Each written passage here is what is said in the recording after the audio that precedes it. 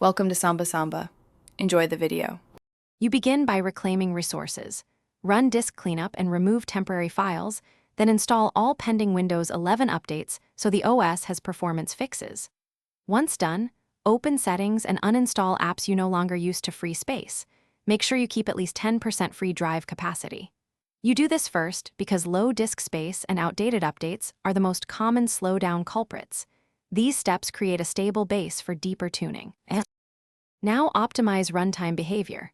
Open Task Manager and disable non-essential startup, apps so boot and background load drop.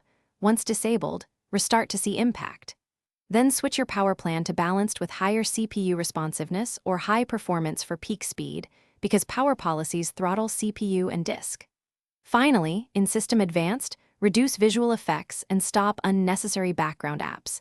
This frees RAM and GPU cycles, which speeds everyday tasks and prevents stutters. Finish by verifying system integrity.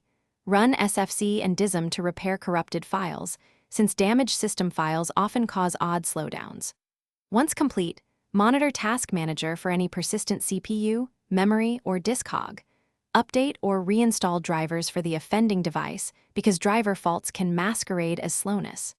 If the problem persists, perform a clean boot to isolate services or roll back to a recent restore point. This troubleshooting path pinpoints conflicts without reinstalling Windows.